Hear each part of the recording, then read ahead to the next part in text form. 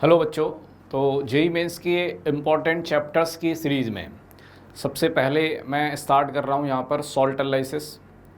Salt analysis अपने आप में काफ़ी इम्पॉर्टेंट चैप्टर है और इस चैप्टर में कुछ क्वेश्चंस जो कि जेई मेंस सेशन 2 में आपको सीधे मिल सकते हैं या उनसे रिलेटेड क्वेश्चंस आपको देखने को मिल सकते हैं। तो वैसे ही मैं क्वेश्चंस यहाँ पर डिस्कस करने जा रहा हूँ बच्चों, और वैसा ही ये क्वेश्चन है। क्वेश्चन क्या है देखिए, an aqueous solution contains Hg plus 2, Hg22 plus, Pb plus 2, Ag plus, zinc plus 2 and Cd plus 2. Out of these, how many ions will produce white precipitate with dilute HCl? तो students, जब इस question की बात कर रहे हैं हम, तो यहाँ पे हमें समझ जाना चाहिए कि जब कैटायंस दे रखे हैं और डाइल्यूट HCl की बात हो रही है, इसका मतलब कैटायंस के ग्रुप 1 के प्रेसिपिटेशन की बात हो रही है। क्योंकि जब भी कैटायन की प्रेसिपिटेशन की बात होगी, कोई रिएजेंट यूज़ किया जाएगा, आपको एक ही बात दिमाग में लानी है, वो है कैटायन का ग्रुप एनालिसिस। अब रिएजेंट जो दे रखा है उससे आपको ग्रुप को आइडेंटिफाई करना है। तो डाइल्यूट HCl ग्रुप 1 का रिएजेंट है, तो ग्रुप 1 में जो जो कैटायंस होंगे उन सब का प्रेसिपिटेशन होगा। अब ग्रुप 1 में कौन कौन से कैटायन है आपके पास? Pb+2 है, Hg22+ है और Ag+ है। यानी इन तीन कैटायन का जो क्लोराइड है वो वाइट प्रेसिपिटेट की फॉर्म में प्रेसिपिटेट आउट होगा, यानी तीन कैटायन। तो कौन कौन से होंगे वो तीन कैटायन?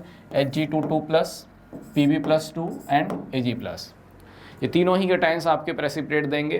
तो इसलिए बच्चों आंसर जो रहेगा वो रहेगा 3, और ये तीन कैटायन आपके Hg22+, Pb+2, Ag+ है। नेक्स्ट क्वेश्चन पे आते हैं बच्चों।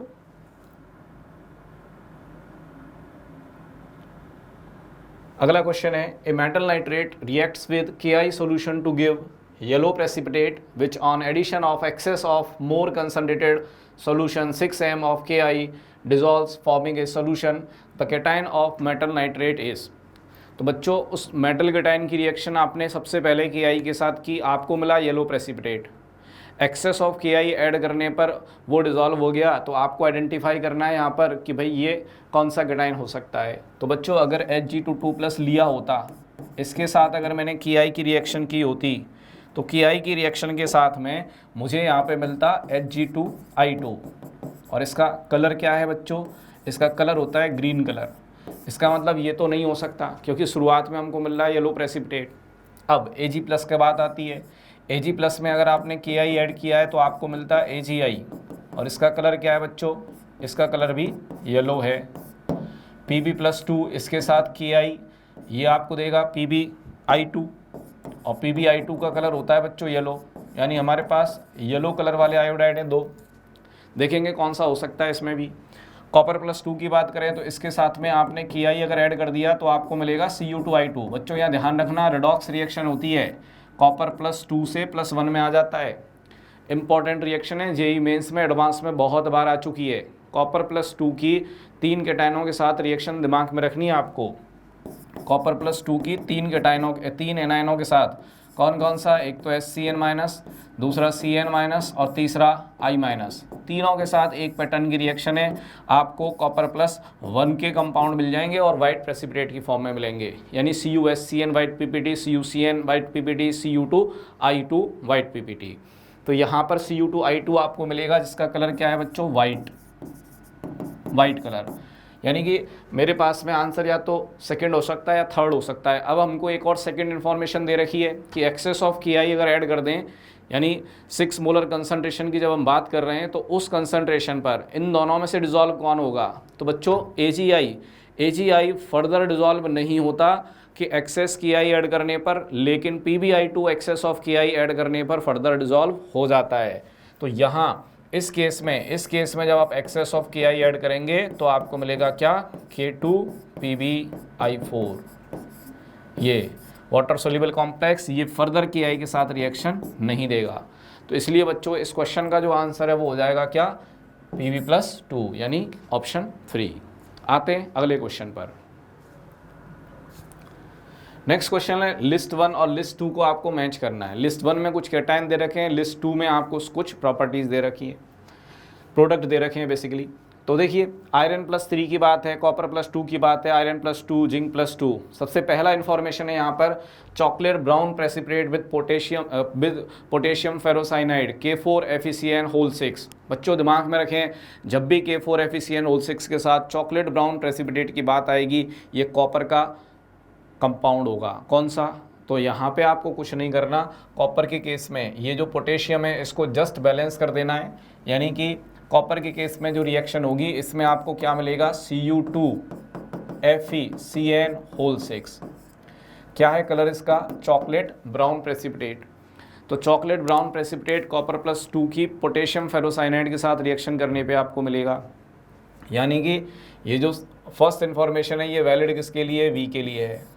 Second information, deep blue precipitate with K3FeCN6।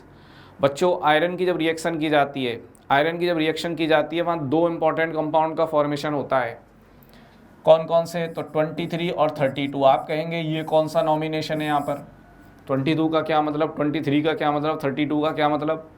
तो बच्चों इसका मतलब ये है कि अगर आपने पहले आयरन +2 ले रखा है बाहर और आपने कोऑर्डिनेशन स्फीयर में ले रखा है आयरन +3 ये कॉम्प्लेक्स की फॉर्म में, तो इस कंपाउंड को आप लिखेंगे 23। पहले आयरन 2 में है और बाद वाला आयरन 3 में है, 23। दोनों का ही कलर ब्लू होता है। ये जो 23 है इसको बोला जाता है टंसबुल ब्लू और 32 को बोला जाता है प्रशियन ब्लू। ध्यान रखना इस चीज़ को, बहुत बार क्वेश्चन आया हुआ है। कंपोजिशन कैसे याद रखने? तो कंपोजिशन याद करने का तरीका बहुत सीधा सा है। प्रशियन ब्लू 32 है और टंसबुल ब्लू 23 है। 32 का मतलब बाहर आयरन 3 है और अंदर आयरन क्या है? 2।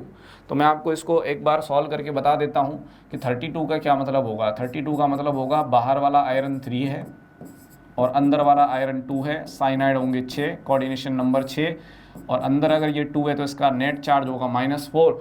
और फाइनली आपको चार्ज इंटरचेंज करने पड़ेंगे, और चार्ज अगर आप इंटरचेंज करेंगे तो ये बन जाएगा Fe4FeCN6 एंड होल थ्राइस। तो 32 यानी प्रशियन ब्लू। तो 23 और 32 दोनों ही प्रशियन ब्लू हैं, ध्यान रखना दोनों ही। तो अब मैं आता हूँ यहाँ पर सेकेंड इन्फॉर्मेशन के लिए। K3FeCN6 के साथ में इनमें से कौन है जो ब्लू कलर देगा? तो भैया आयरन +2 देगा। क्यों? क्योंकि 23 का फॉर्मेशन होगा। अगर मैं आयरन +3 के साथ रिएक्शन करता तो बनता 33, और 33 जो होता है उसका कलर ब्लू कलर नहीं है, ध्यान रखें। तो यहाँ पर मैं कह सकता हूँ कि सी के लिए और सेकेंड इन्फॉर्मेशन आपकी वैलिड हो जाती है सी के लिए। Now third information, bluish white और white PPT with potassium ferrocyanide. तो ब्लूइश वाइट या वाइट प्रेसिपिटेट आपको देता है जिंक। बहुत बार मेंस और एडवांस में क्वेश्चन आ चुका है, इस इन्फॉर्मेशन पर ध्यान रखना। ये क्या बनेगा? तो बच्चों इसमें दो यहाँ पे कंपोजिशन मिल सकते हैं आपको। क्या मिल सकते हैं? तो देखिए, तो Zn2FeCN6, इसका चार्ज ओवरऑल -4 है, उसको बैलेंस कर दिया मैंने 2 जिंक से। तो या तो ये कंपोजिशन लिखा हुआ मिल सकता है, और या फिर मिल सकता है ये कंपोजिशन K2Zn3FeCN6 होल ट्वाइस। इसका चार्ज है -4, तो -8 चार्ज नेगेटिव में, और पॉजिटिव में चार्ज अगर हम बात करें तो देखिए 3 जिंक है आपका +6 और 2 पोटेशियम यानी +8, यानी बैलेंस हो रहा है। तो ये इन्फॉर्मेशन थोड़ा सा जिंक के लिए ध्यान रखें, बहुत बार ये कॉम्प्लेक्स पूछा जा चुका है। पोटेशियम फेरोसाइनाइड की जिंक +2 के साथ रिएक्शन पर वाइट प्रेसिपिटेट मिलता है। उसके 2 कंपोजिशन हैं, Zn2FeCN6 या फिर आप कह सकते हैं K2Zn3FeCN6 होल ट्वाइस। 2 कंपोजिशन है, ध्यान रखना, वाइट कलर है, और या फिर ब्लूइश वाइट भी बोल सकते हो आप इसको, ठीक है। चलिए, यानी कि जिंक के लिए, डी के लिए आपको जो इन्फॉर्मेशन मिली है वो 3। अब हमारे पास एक ही इन्फॉर्मेशन रह गई है 4 वाली। आयरन +3 के साथ में एसीटेट जो है वो ब्लड रेड कलर देगा? हाँ बिल्कुल देगा। आपको कंपोजिशन याद होना चाहिए। आयरन +3 जो है वो 2 आयनों के साथ ब्लड रेड कलर देता है, एक एसीटेट आयन और दूसरा HCN- आयन। यहाँ एसीटेट के साथ कॉम्प्लेक्स क्या बनेगा बच्चों? तो Fe3OH whole twice CS3COO whole 6। Iron +3 में रहता है यहाँ पर, और नेट चार्ज अगर आप निकालोगे तो ये आ जाएगा +1। ब्लड रेड कलर सॉल्यूशन होता है, ध्यान रखें। कंपोजिशन दिमाग में रखने का तरीका है 326, 326। मतलब 3 आयरन 2 OH और 6 एसीटेट। नेट चार्ज आप निकाल सकते हैं, आयरन +3 है इसलिए +1 आएगा। तो यहाँ से आप कह सकते हैं कि भाई जो करेक्ट मैच होना चाहिए वो होना चाहिए 4 1 2 3 4 1 2 3 4 1 2 3 कहाँ पर है भाई? ऑप्शन नंबर 2 में। तो ये आपका करेक्ट मैच हो जाएगा। इस तरह के क्वेश्चंस मेंस में आते हैं, तो ये सॉल्ट का एक इंपॉर्टेंट पार्ट यहाँ पे मैंने डिस्कस किया है। चलिए और देखते हैं कुछ रिएक्शंस। अगला क्वेश्चन देखिए, which of the following salt does not give any precipitate with AgNO3 solution. यहाँ पे 4 हैलाइड आपको दे रखे हैं, फ्लोराइड, क्लोराइड, ब्रोमाइड, आयोडाइड। तो बच्चों ध्यान रखिए, सिल्वर का जो फ्लोराइड होता है वो वाटर में सॉल्युबल होता है, बाकी सिल्वर के तीनों हैलाइड वाटर में इनसॉल्युबल हैं, यानी AgF का सॉल्यूशन आपको मिलेगा। AgF वाटर सॉल्युबल है, लेकिन बाकी के केस में सिल्वर के जो हैलाइड्स हैं AgCl, AgBr, AgI तीनों के आपको प्रेसिपिटेट मिलेंगे। AgCl वाइट PPT है, AgBr पेल येलो प्रेसिपिटेट और AgI डार्क येलो PPT। तो इनमें से वो आयन जो कि प्रेसिपिटेट नहीं देगा वो क्या है भाई? F- है। AgF वाटर में सॉल्युबल है, इसलिए दिमाग में रखना इस बात को, है ना, बहुत ही इंपॉर्टेंट इंफॉर्मेशन है। AgF water soluble. तो सिंपल सा एक क्वेश्चन है, लेकिन पूछे जाने की प्रोबेबिलिटी हाई है, ध्यान रखें। नेक्स्ट क्वेश्चन पे आते हैं। अगला क्वेश्चन है अपने पास, लिस्ट 1 में कुछ कैटायंस दे रखे हैं मुझे और लिस्ट 2 में हमको दे रखे हैं कुछ इन्फॉर्मेशन। इस तरह के क्वेश्चंस आने की संभावना बनी रहती है हमेशा, या इनमें से कोई इन्फॉर्मेशन के पूछे जाने की प्रोबेबिलिटी हाई है। इसीलिए मैं बार बार क्या कर रहा हूँ यहाँ पर कैटायन, क्योंकि नॉर्मली क्या होता है, एनायन जो होते हैं वो क्लास में बहुत डिटेल में पढ़ाए जाते हैं। 10 दिन 15 दिन 15 क्लासों में 10 क्लासों में कैटायन एनायन चलता रहता है। अब एनायन बहुत डिटेल में पढ़ लिया आपने, लेकिन जब कैटायन का नंबर आता है तो वो कैटायन 2 या 3 लेक्चर में ख़त्म हो जाते हैं, उड़ जाते हैं, पता नहीं चलता कैटायन में क्या हुआ। इसीलिए मैंने ज़्यादातर रिएक्शंस कैटायन वाले पार्ट की यहाँ पे कवर किए हैं, क्योंकि अब जेई मेंस में आजकल कैटायन के क्वेश्चंस ज़्यादा आ रहे हैं, क्योंकि उसको भी मालूम है कि बाद वाला पोर्शन है बच्चा पढ़ के नहीं जाएगा, पढ़ा भी होगा तो 1-2 बार पढ़ा होगा, रिवाइज़ किया नहीं होगा, प्रॉपर चीज़ें याद नहीं होंगी। इसीलिए मैंने इस पूरे वीडियो में कैटायन वाले पार्ट पर ज़्यादा फोकस किया है, क्योंकि एनायन वाले पार्ट में ज़्यादातर चीज़ें आपको रटी हुई हैं, लेकिन कैटायन वाला पार्ट ऐसा है जो बिल्कुल उड़ा हुआ है। इसीलिए चलिए बात करते हैं यहाँ पे आयंस की। Cadmium +2, zinc, Ag+, Ba2+। सबसे पहला इंफॉर्मेशन है यहाँ पर, gives PPT with dilute HCl। इसका मतलब इन कैटायन में से कोई ऐसा कैटायन होना चाहिए जिसका क्लोराइड जो है वो वाटर इनसॉल्युबल है। अब ऐसा क्लोराइड कौन है भाई? तो ऐसा क्लोराइड जो है आपके वो मिलते हैं आपको ग्रुप 1 में। ग्रुप 1 में कौन? Pb+2 है, उधर से Hg2+ है और Ag+ है, 3। तो इनमें से देख लेते हैं, ये रहा Ag+ यहाँ पर मिला है हमारे पास में, तो Ag+ डाइल्यूट HCl के साथ में वाइट PPT देगा। इसका मतलब इन्फॉर्मेशन 1 जो है वो C के लिए वैलिड है। Now second information, gives clear solution in the test tube on addition of excess of NaOH। बच्चों NaOH के साथ में क्लियर सॉल्यूशन दे रहा है, क्योंकि पहली जो रिएक्शन है उसका मतलब ये हुआ कि फर्स्ट रिएक्शन करने पे हाइड्रोक्साइड मिलेगा। Most of the hydroxide water में इनसॉल्युबल हैं, आप फर्स्ट ए सेकेंड ए को छोड़ दो। फर्स्ट ए सेकेंड ए के अलावा ज़्यादातर हाइड्रोक्साइड्स वाटर में इनसॉल्युबल होते हैं। मतलब आपको पहले तो प्रेसिपिटेट मिल रहा है, और पहला प्रेसिपिटेट जो मिल रहा है एक्सेस ऑफ NaOH में डिजॉल्व हो जा रहा है, इसका मतलब वो एम्फोट्रिक है। यानी एम्फोट्रिक हाइड्रोक्साइड अगर मिला होगा तो एक्सेस NaOH डालने पे वो डिजॉल्व हो जाएगा, क्योंकि एम्फोट्रिक हाइड्रोक्साइड्स बेस के साथ रिएक्शन करेंगे। तो मुझे केवल एक ऐसा कैटायन देखना है जो कि एम्फोट्रिक हाइड्रोक्साइड का फॉर्मेशन कर दे, और इन चारों को देखें अगर आप, तो ऐसा कौन है? जिंक है। इसका मतलब यहाँ पर जो सेकेंड इन्फॉर्मेशन है ये किसके लिए वैलिड है? बी के लिए। कॉम्प्लेक्स बन जाएगा क्या? K2ZnO2 ये, या आप इसको लिख सकते हैं K2ZnOH4। कोऑर्डिनेशन नंबर 4 का कॉम्प्लेक्स वाटर सॉल्युबल है, ध्यान रखें। चलिए next information, corresponding sulphide precipitate is yellow. Sulphide yellow चाहिए, कौन है? CDS। कैडमियम का जो सल्फाइड है येलो होता है, कड़ी सा पीला, CDS मतलब कड़ी सा पीला। तो यहाँ पर CDS, तो थर्ड इन्फॉर्मेशन वैलिड है कैडमियम के लिए। अब बचा क्या? एक ही इन्फॉर्मेशन बच गई हमारे पास, एक ही कैटायन है, तो ऑब्वियसली वो बेरियम +2 के लिए है। Corresponding chromate PPT is yellow. देखो सिल्वर का जो क्रोमेट होता है वो ब्रिक रेड होता है, Ag2CrO4 ब्रिक रेड, और मरकरी का जो क्रोमेट है वो भी ब्रिक रेड है।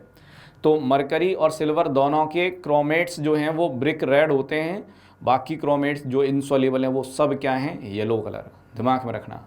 तो यहाँ पर ये जो चौथी इन्फॉर्मेशन है ये वैलिड है डी ऑप्शन के लिए। तो करेक्ट आंसर हो गया 3214 फर्स्ट ही ऑप्शन में मिल गया मुझको। तो आंसर क्या हो जाएगा बच्चों? First option. चलिए अगले क्वेश्चन पे आते हैं। नेक्स्ट क्वेश्चन देखिए, पिछले क्वेश्चन से ही रिलेटेड एक इन्फॉर्मेशन यहाँ पे आ गई है। अब Ag2CrO4, मैंने कहा था ना अभी ब्रिक रेड होता है, तो Ag2CrO4 ब्रिक रेड है, बिल्कुल है, यानी ए के लिए चौथा इन्फॉर्मेशन। बी Cu2FeCN6, अभी थोड़ी देर पहले बात हो रही थी, बार बार चीज़ें यूज़ की हैं यहाँ पर, हर क्वेश्चन में हमने वही चीज़ें यूज़ की हैं जो मुझको दिमाग में फिट करनी है, मुझे याद करानी है कि मेंस में अगर कोई क्वेश्चन आया तो आप टिक मार के आओगे, सोचोगे नहीं वहाँ पर कि क्या था। इसीलिए तो मैंने कहा था आपसे कि कॉपर का जो कॉम्प्लेक्स बनता है, कॉपर +2 का पोटेशियम फेरोसाइनाइड के साथ रिएक्शन पर जो कॉम्प्लेक्स बनता है उसमें 4 पोटेशियम को 2 कॉपर रिप्लेस कर देते हैं, बैलेंसिंग हो जाती है चार्ज की और बनता है क्या, चॉकलेट ब्राउन प्रेसिपिटेट। ध्यान रखना चॉकलेट ब्राउन। तो चॉकलेट ब्राउन यानी कि थर्ड इन्फॉर्मेशन वैलिड हो गई बी के लिए। बेरियम सल्फेट थोड़ी देर पहले ही मैंने कहा था, अभी पिछले क्वेश्चन में बेरियम सल्फेट जो है उसका कलर क्या है, वाइट कलर। तो वाइट कलर कौन सा है भाई, सेकेंड। PbI2 थोड़ी देर पहले बात हुई थी, येलो कलर है भाई, तो 1। तो करेक्ट मैच क्या होगा, 4 3 2 1, 4 3 2 1, 4 3 2 1 कौन सा है भाई, 4 3 2 1, चौथा ऑप्शन ये। इसी तरह क्वेश्चन आपको मिलेंगे डायरेक्ट वहाँ पर, है ना, तो थोड़ा सा प्रैक्टिस करना है इनकी। नेक्स्ट है, how many of the following matters do not impart a characteristic colour to the Bunsen flame. बच्चों ध्यान रखें यहाँ पर पूरा एस ब्लॉक फ्लेम टेस्ट देता है 2 कैटायन को छोड़कर, वो हैं बेरिलियम मैग्नीशियम। P ब्लॉक से एल्युमिनियम, ये फ्लेम टेस्ट नहीं देते हैं, क्यों, इनका आयनाइजेशन एनर्जी हाई होता है भाई। फ्लेम टेस्ट में जो सॉल्ट बन रहे हैं तो वहाँ पर इनके इलेक्ट्रॉन्स का आयनाइजेशन होगा, इलेक्ट्रॉन्स हाई एनर्जी लेवल पर जाएंगे तो फ्लेम से इतनी एनर्जी इनको नहीं मिलती कि जिससे इनके इलेक्ट्रॉन एक्साइड हो सकें। तो बेरिलियम मैग्नीशियम, ध्यान रखना ये चीज़, एस ब्लॉक में केवल 2 कैटायन हैं बेरिलियम मैग्नीशियम जो कि फ्लेम टेस्ट नहीं देते हैं, बाकी सब देते हैं एस ब्लॉक। तो यहाँ पर देखिए sodium, lithium, potassium, barium, strontium, magnesium ये नहीं देगा, इधर से बेरिलियम ये नहीं देगा। अच्छा कॉपर देता है, जेईई मेंस में क्वेश्चन भी आया हुआ है इस कॉपर का जो फ्लेम है, कॉपर का फ्लेम टेस्ट क्या है बच्चों, तो इसका फ्लेम टेस्ट है बच्चों ग्रीन फ्लेम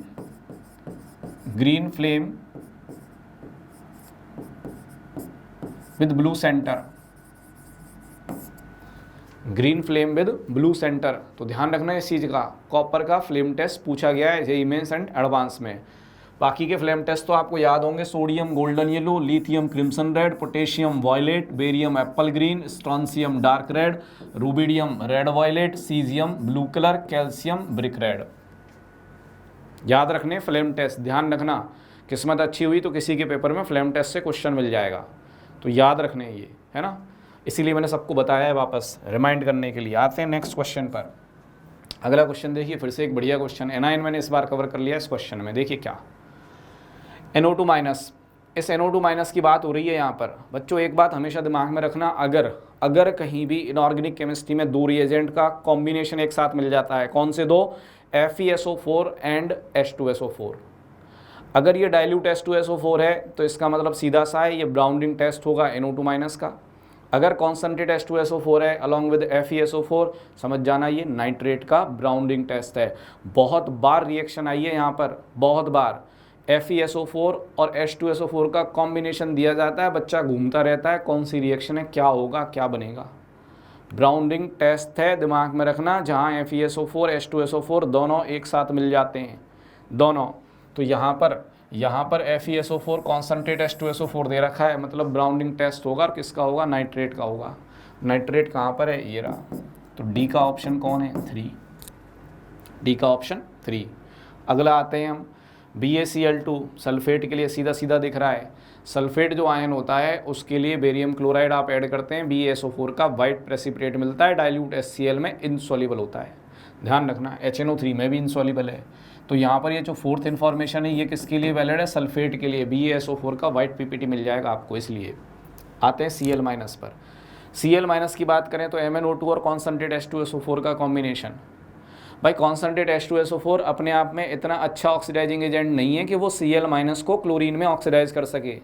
अगर आप क्लोराइड में या फ्लोराइड में कॉन्सेंट्रेट H2SO4 डाल रहे हैं तो आपको HF और HCl मिलेंगे, Br माइनस आई माइनस में आपने ऐड किया concentrate H2SO4, bromine gas iodine gas मिलेगी, ध्यान रखना ये। तो अब Cl माइनस में क्लोरीन बनाने के लिए, Cl माइनस से क्लोरीन बनाने के लिए क्या करते हैं आप, MnO2 ऐड कर देते हैं, क्योंकि आप जानते हैं एसिडिक मीडियम में मैंगनीज का +2 ज़्यादा स्टेबल है, तो MnO2 जिसका ऑक्सीडेशन स्टेट मैंगनीज का +4 है, आप मैंगनीज को +4 से ले जा रहे हैं +2 में एसिडिक मीडियम में। Most stable oxidation state of magnesium of manganese in +2 oxidation state acidic medium में। तो मैंगनीज की +2 ऑक्सीडेशन स्टेट एसिडिक मीडियम में सबसे ज़्यादा स्टेबल ऑक्सीडेशन स्टेट है। तो आप MnO2 यूज़ कर रहे हैं, इसीलिए कर रहे हैं क्योंकि एसिडिक मीडियम में तुरंत Mn+2 में चला जाएगा, सेल्फ रिड्यूस हुआ है, मतलब अच्छा ऑक्सीडाइजिंग एजेंट है। Cl माइनस को Cl2 में ऑक्सीडाइज कर देगा। क्लोरीन गैस के प्रिपरेशन का मेथड भी है ये। तो यहाँ पर MnO2 और कॉन्सेंट्रेट H2SO4 क्या करेंगे, Cl माइनस को क्लोरीन में चेंज कर देंगे, यानी कि ऑप्शन नंबर 1 वैलिड हो जाएगा बी के लिए। बचा कौन, बचा हमारे पास ए ऑप्शन। चलिए भाई इसको भी देख लेते हैं। NO2 minus सल्फेनिलिक acid +1 नेफ्थिलमीन। ध्यान रखना ये इंपॉर्टेंट टेस्ट है NO2 माइनस के लिए। क्या कहते हैं इसको, ग्रीस इलॉसवे टेस्ट। टेस्ट का नाम क्या है, ग्रीस इलॉसवे। ग्रीस इलॉसवे टेस्ट कहा जाता है। NO2 माइनस जो है उसकी रिएक्शन जब आप सल्फेनिलिक एसिड और 1 नेफ्थिलमीन के साथ करते हैं तो आपको मिलता है red azo dye, red colour की डाई स्तंभ का फॉर्मेशन होता है। ध्यान रखना, ग्रीस इलॉसवे टेस्ट। तो NO2 माइनस के लिए ये रिएजेंट यूज़ किया जाता है, यानी सेकंड करेक्ट मैच हो गया ए के लिए। तो परफेक्ट मैच यहाँ पे क्या आया, 2143, 2143 ऑप्शन नंबर 1 ये है। तो बच्चों एक एक क्वेश्चन बहुत तरीके से टाइम देकर इन क्वेश्चनों को ढूंढा है, फ्रेम किया है। तो इन क्वेश्चनों को केयरफुली देख के जाना आप। सॉल्ट एनालिसिस के ये क्वेश्चंस जो आपने देखे होंगे याद आएंगे वहाँ पर। चलिए अगला देखिए, total number of the correct statement with respect to iron +3 ion. तो इस आयन के साथ में क्या क्या करेक्ट स्टेटमेंट हैं वो देख लेते हैं। Iron +3 ions react with sodium carbonate solution to give a black precipitate of Fe2CO3 whole thrice. Information ही गलत है भाई, ये तो कंपाउंड एक्वस सोल्यूशन में एग्जिस्ट ही नहीं करता। आयरन +3 Al+3 क्रोमियम +3, ध्यान रखना ग्रुप 3 कैटाइंस के ग्रुप 3 का कार्बोनेट एक्वस सोल्यूशन में एग्जिस्ट नहीं करता है। ये कार्बोनेट अगर बने हैं कहीं पर तो पानी के साथ रिएक्शन होगी और उस रिएक्शन से क्या मिल जाएगा, corresponding hydroxide, carbon dioxide gas बाहर निकल जाएगी। तो हाइड्रोक्साइड मिलेंगे आपको यहाँ पर, ध्यान रखना क्या मिलेंगे बच्चों, हाइड्रोक्साइड। यानी आपको FeOH होल थ्राइस का रेडिश ब्राउन PPT मिलेगा, रेडिश ब्राउन, कार्बोनेट नहीं मिलेगा, यानी इन्फॉर्मेशन वैलिड नहीं है। चलिए second information, iron +3 ions react with ammonium sulphide to give the black precipitate of Fe2S3 again. ध्यान रखने वाली बात क्या है कि आयरन +3 खुद अपने आप में एक बहुत बढ़िया ऑक्सीडाइजिंग एजेंट है और ये सल्फाइड को क्या करेगा, ऑक्सीडाइज, किसमें, सल्फर में, और खुद रिड्यूस हो जाएगा +2 में। तो आयरन +2 S-2 के साथ मिल के बना देगा FeS का ब्लैक प्रेसिपिटेट। बच्चों ध्यान रखना ये रिएक्शन इंपॉर्टेंट रिएक्शन है, आयनिक रिएक्शन नहीं होगी। आयरन +3 सल्फाइड को ऑक्सीडाइज कर देता है सल्फर में, सेल्फ रिड्यूस होता है +2 में, बन जाता है FeS और साथ में मिल जाता है आपको सल्फर। दो चीज़ें मिलेंगी, ध्यान रखना इंपॉर्टेंट रिएक्शन है ये, दिमाग में रखना, गलती हो जाएगी अगर आपने जस्ट नॉर्मल रिएक्शन आयनिक रिएक्शन सोच ली तो गलती होगी। तो इसीलिए इस रिएक्शन को इंक्लूड किया है। तीसरी reaction, iron +3 ions react with ammonium thiocyanate solution to produce deep red colouration. कई बार आ चुका है मेंस में, पहले सेशन में भी पूछा गया है, दोबारा से फिर पूछा जाएगा। तो इस रिएक्शन को दिमाग में रख लेना। ये वाली रिएक्शन क्या है, तो भाई आयरन +3 की रिएक्शन जब आप HCN- के साथ में करते हैं तो आपको मिलता है FeSCN2+, blood red colour solution, blood red colour solution. दिमाग में रखना है रिएक्शन। आयरन +3 की दो रिएक्शन है ये, HCN- के साथ और एसीटेट आयन के साथ, दोनों के इसमें आपको ब्लड रेड कलर सॉल्यूशन मिलता है, छाप लेना दिमाग में।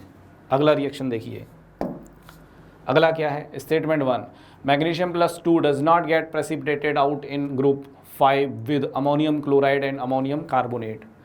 तो बात तो सही है, ग्रुप 5 जो है उस ग्रुप 5 में जब आप रिएजेंट ऐड कर रहे होते हैं अमोनियम क्लोराइड और अमोनियम कार्बोनेट, तो मैग्नीशियम का प्रेसिपिटेशन नहीं होता। ग्रुप 5 में कौन है? भारत सरकार, barium, strontium and calcium. Bharat सरकार, बेरियम, स्ट्रोंशियम, कैल्शियम, तीनों का प्रेसिपिटेशन हो जाएगा। करस्पॉन्डिंग कार्बोनेट मिल जाएंगे, पीपीटी मिल जाएंगे, लेकिन मैग्नीशियम का प्रेसिपिटेशन नहीं होता। तो मैग्नीशियम का प्रेसिपिटेशन ना हो इसीलिए तो ऐड कर रहे हैं इनको। अगर नहीं करते, ये NH4Cl यहाँ पे साइड में जो डाला जाता है इसीलिए तो ऐड किया जाता है, जिससे कि कार्बोनेट की कंसंट्रेशन कम हो जाए। पर्पज ही यही है। तो पहला स्टेटमेंट तो सही है, ऐसा होता है। अब आते हैं दूसरे स्टेटमेंट पर। The common ion effect of ammonium plus decreases concentration of carbonate sufficiently by which KSP of carbonate of magnesium plus 2 is not exceeded. बच्चों यहाँ ध्यान रखना ये बात, कैटायन का ग्रुप एनालिसिस अगर आपने अच्छे से पढ़ा है तो आपको ये बात दिमाग में होगी कि कॉमन आयन इफेक्ट इस केस में काम नहीं करता। क्यों? क्योंकि दोनों सॉल्ट हैं। कॉमन आयन इफेक्ट काम करता अगर एक सॉल्ट के साथ में आपने वीक इलेक्ट्रोलाइट लिया होता, वीक एसिड होता, वीक बेस होता, कॉमन आयन इफेक्ट काम कर रहा होता। H2S के साथ HCl आप ऐड कर रहे होते, कॉमन आयन इफेक्ट काम करता। यहाँ काम नहीं करेगा, ध्यान रखना, दोनों सॉल्ट हैं। तो फिर रिएक्शन क्या होती है भाई? तो रिएक्शन क्या होती है कि जब आप अमोनियम क्लोराइड ऐड कर रहे हैं, जब आप अमोनियम कार्बोनेट ऐड कर रहे हैं, तो सॉल्यूशन में अमोनियम आयन की कंसंट्रेशन बढ़ जाती है। अब ये अमोनियम आयन क्या करेगा? तो भाई इसके पास में रिएक्शन के लिए दो आयन हैं, कार्बोनेट और Cl-। अमोनियम आयन मिला कहाँ से? NH4OH से मिलता है। NH4OH क्या है? बेस। बेस है वीक बेस। वीक बेस का कंजुगेट क्या होगा? Strong acid. तो ये क्या है? Strong acid. अब इन दोनों की बात कर लेते हैं। HCl स्ट्रॉन्ग एसिड है, तो कॉन्जुगेट बेस क्या होगा? Weak base. तो भाई ये वीक बेस है।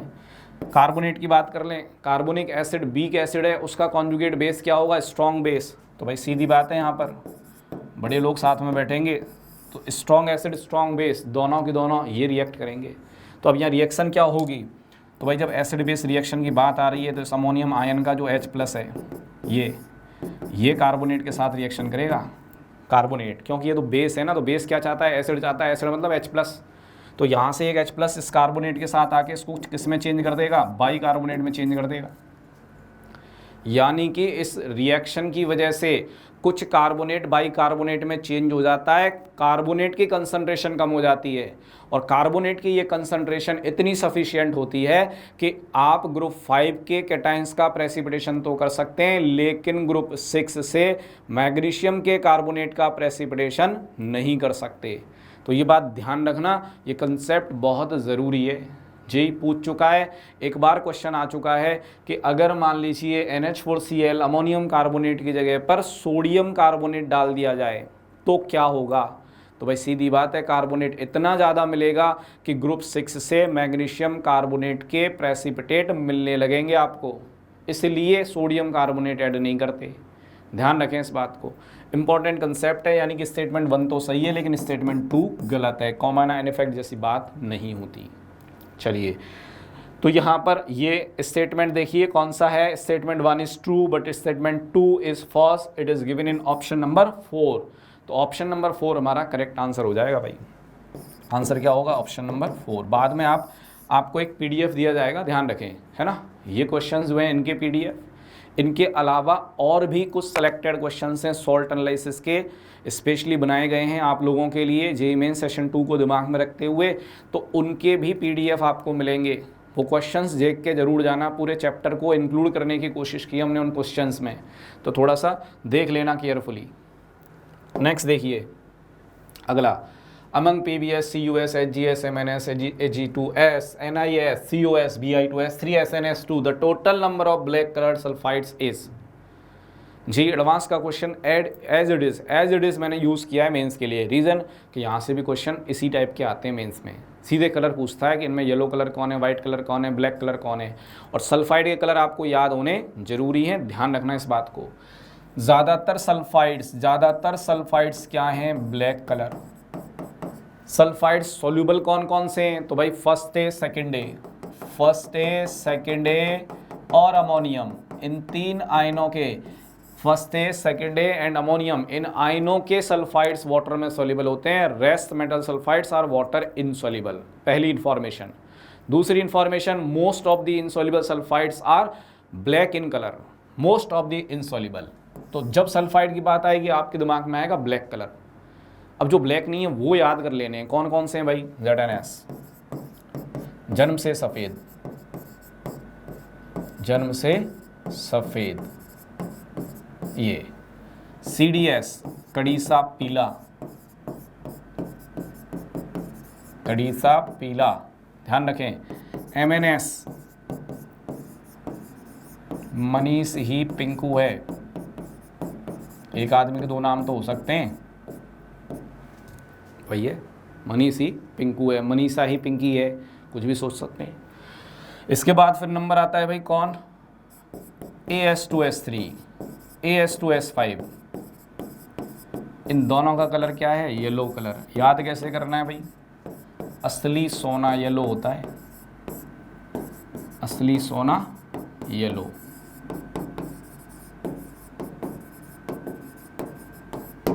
इसका कलर क्या है भाई? पिंक कलर है, ये ना, ध्यान रखें। इसका कलर क्या है? Yellow colour.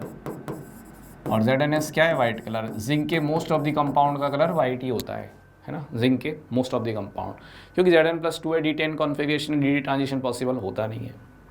चलिए, इसके बाद सब संतरा, Sb2S3, Sb2S5, सब संतरा क्या होते हैं भाई? ऑरेंज होते हैं। संतरा को इंग्लिश में क्या कहते हैं? ऑरेंज ही तो कहते हैं, है ना। तो सब संतरा ऑरेंज है, सब संतरा ऑरेंज है।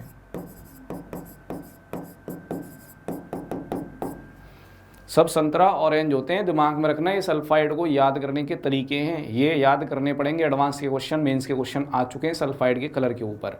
क्यों आते हैं? क्योंकि कैटाइंस के ग्रुप एनालिसिस में दो दो ग्रुप हैं जिनको आप सल्फाइड के फॉर्म में प्रेसिपिटेट आउट कर रहे हैं। तो अगर आपको सल्फाइड का कलर याद नहीं है, मतलब लेबोरेटरी में आप कैटाइन आइडेंटिफाई नहीं कर सकते, इसलिए ज़रूरी है याद करने, ध्यान रखेंगे। चलिए, इसके बाद नंबर आता है कौन? एंटीमनी हो गया, आर्सेनिक हो गया, टिन बच गया। SNS, Sonakshi Sinha, brown colour की है भाई, ध्यान रखें, ब्राउन कलर। और भी तरीके हो सकते हैं याद करने की, कोई ज़रूरी नहीं आप ऐसे ही याद करें, बट ये याद रखने के तरीके हैं। SNS2, येलो कलर, इसको मोज़ेक गोल्ड कहा जाता है, मोज़ेक गोल्ड, ध्यान रखना। चलिए, ये कलर आपको याद करने हैं। इनके अलावा जो कुछ भी आपको दिख रहा है फर्स्ट है, सेकंड है, अमोनियम सल्फाइड के अलावा, वो सब क्या हैं? ब्लैक कलर हैं, ध्यान रखें। एक Bi2S3 और थोड़ा सा ध्यान रख सकते हैं, इस पर जेई ने थोड़े दो व्यू लिए हैं। इसको जेई ने ब्लैक भी माना हुआ है, जेई ने कहा भाई ये ब्लैक भी है, और जेई ने इसको ब्राउन भी माना है। दो आंसर दिए थे जेई ने, है ना, ब्राउन भी सही था और ब्लैक भी सही था। तो बात करते हैं अपने मेन क्वेश्चन पर।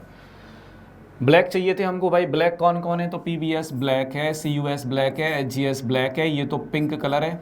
Ag2S ब्लैक है, NiS ब्लैक है, COS ब्लैक है, Bi2S3 आप बिल्कुल ब्लैक मान सकते हैं, क्योंकि इंटीजर टाइप क्वेश्चन है या मल्टीपल टाइप क्वेश्चन हो तो वहाँ भी इसको इंक्लूड करना होता है। इधर SNS2 भाई, ये तो येलो है, तो ब्लैक कितने हो गए? 1 2 3 4 5 6 7 सल्फाइड है यहाँ पर जो ब्लैक कलर हैं, ध्यान रखें। तो क्वेश्चन का आंसर क्या हो जाएगा? तो इस क्वेश्चन का आंसर हो जाएगा 7। आप चाहें तो आंसर 6 भी रख सकते हैं, अगर आप Bi2S3 को ब्राउन मान रहे हैं तो जेई एडवांस ने इसके 2 आंसर दिए थे, 6 या 7, दोनों सही है। चलिए, आते हैं अगले क्वेश्चन पर। अगला क्वेश्चन है, prolonged heating is avoided during the precipitation of ferrous ammonium sulphate 2। बच्चों, एक एबनॉर्मल क्वेश्चन है। क्यों? इनऑर्गेनिक कंपाउंड्स के फॉर्मेशन का एक 3-4 पेज का एक डॉक्यूमेंट है जो कि जेई के सिलेबस में है, मेंस में, लेकिन बच्चों को पढ़ाया नहीं जाता है, तो बच्चों को पता भी नहीं है ऐसा कुछ होता है। उसी से एक क्वेश्चन पूछा गया है, तो वही क्वेश्चन मैंने यहाँ इंक्लूड किया है।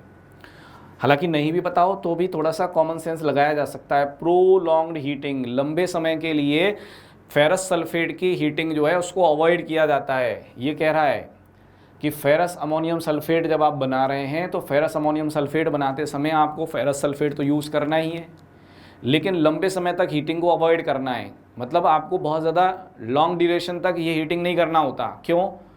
कारण क्या है? तो Iron+2 के कंपाउंड आपने अगर लॉन्ग ड्यूरेशन तक उनको रख दिया है तो Iron+2 का कंपाउंड एयर से ऑक्सीडाइज होकर +3 में चला जाता है। आपको याद होगा ब्राउनिंग टेस्ट में हम एक बात बोलते हैं कि फ्रेशली प्रिपेयर्ड FeSO4 तुरंत बना हुआ फेरस सल्फेट आपको चाहिए। क्यों चाहिए? अगर आपने थोड़ी देर पहले बना के रख दिया है, एयर आएगी, आयरन को +2 से 3 में ऑक्सीडाइज कर देगी, इसलिए तो वही रीज़न यहाँ पर काम करता है। तो प्रोलॉन्ग हीटिंग यहाँ पर अवॉइड की जाती है। उसका कारण क्या है? फेरस सल्फेट को फेरिक सल्फेट में चेंज होने से बचाना। तो देखिए, प्रिवेंट हाइड्रोलाइसिस नहीं, prevent reduction, prevent breaking, prevent oxidation. Yes, prevent oxidation, ये मेन रीज़न है। आप आयरन +2 को 3 में चेंज नहीं करना चाहते। चलिए आते हैं नेक्स्ट क्वेश्चन पर।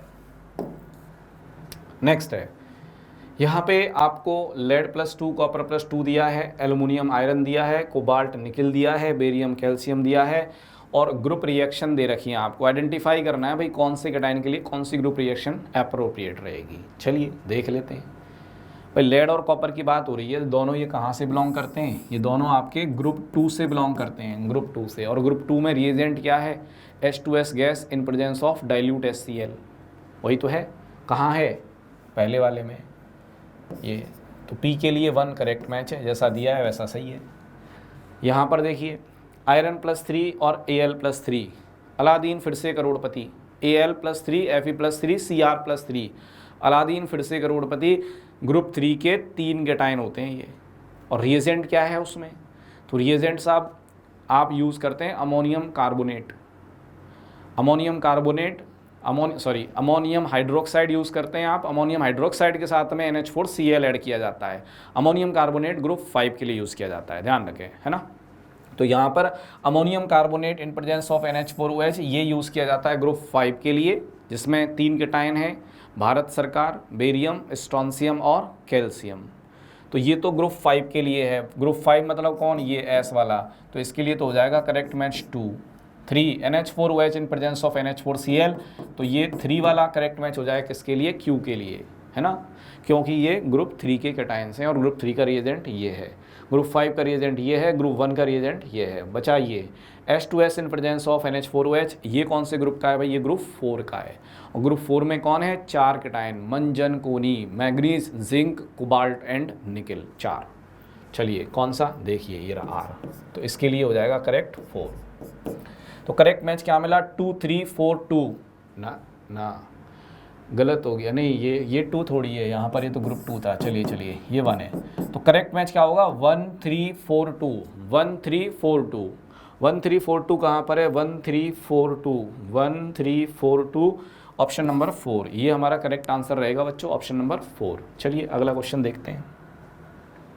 Next, in the flame test of a mixture of salts a green flame with blue centre was observed, which one of the following cations may be present. शुरुआत में यहाँ पे जब ये वीडियो हमने स्टार्ट किया था उसमें शुरुआत में फ्लेम टेस्ट का एक क्वेश्चन था, वहाँ कॉपर +2 मैंने डिस्कस किया था, green is flame with blue centre, ध्यान रखना। तो green flame with blue centre आपको मिलती है कॉपर +2 के केस में। तो कॉपर +2 ये कैटायन है। Strontium dark red, barium apple green और इधर से कैल्शियम ब्रिक रेड, ध्यान रखें। तो आंसर हो जाएगा कॉपर +2।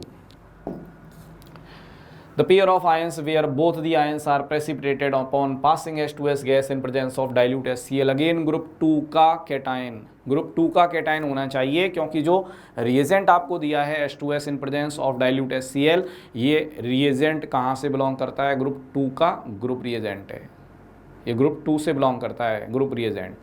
तो इसका मतलब ग्रुप 2 का कैटायन आइडेंटिफाई करना है। ऑप्शन नंबर 3 में आपको दिख रहे हैं ये कॉपर +2 एंड कोबाल्ट +2। नहीं, कोबाल्ट +2 तो ग्रुप 4 का होता है। तो और कौन सा है? बेरियम +2। नहीं, ये भी नहीं हो सकता, क्योंकि बेरियम ग्रुप 5 से और जिंक ग्रुप 4 से है, तो ये भी नहीं हो सकता। बिस्मथ +3, आयरन +3, आयरन +3 तो ग्रुप 3 से होता है, ये भी नहीं हो सकता। बचा कौन सा? चौथा ऑप्शन।